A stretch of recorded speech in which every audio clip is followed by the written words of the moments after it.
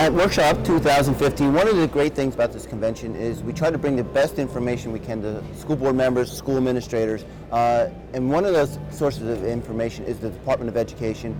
We're pleased to have with us Kimberley Harrington, who's the Assistant Commissioner of the New Jersey Department. Welcome, Kimberley. Thank you. Thanks for having me.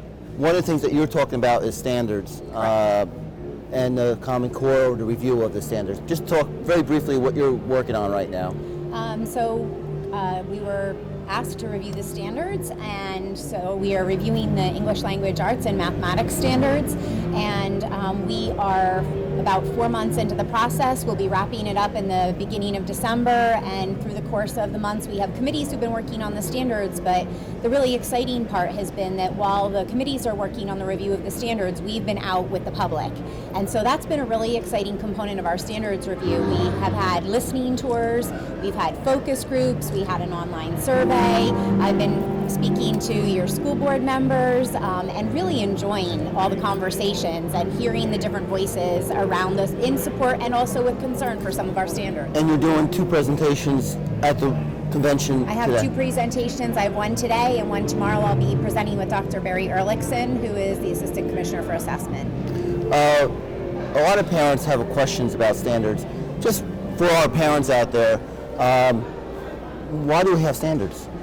So we have standards to actually ensure that children have the skill sets they need to be successful post-secondary. And you know, one of the misconceptions about standards is that they're a ceiling for children and that they put limits on what they can learn and how far they can go and grow academically. And really the reason for standards is to create a floor, the opposite of a ceiling, so that we ensure that students get that minimum level, the basic level of skills needed for whether they choose to go directly into a career pathway or they go to a career via college, that they have the skills necessary to pass a licensing exam or to get into a college or to pursue whatever the area of interest is for them. And I think consumption, there's been a lot of talk about the Common Core standards in recent years, but standards are not new in New Jersey. Standards aren't new. We've had them for over 20 years here in New Jersey.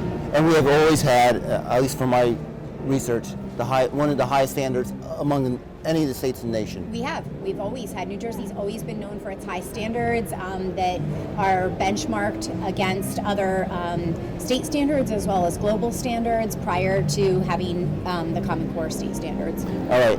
I was asked, someone said, "Are you talking to Kimberley?" I said, "Yes, I am." They said, "You need to ask her a question about the importance of STEAM in the arts and education."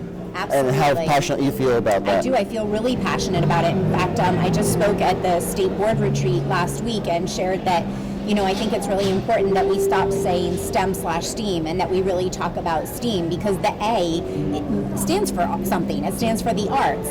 And the arts are a critical component of when we talk about science, technology, engineering, and math, including the arts.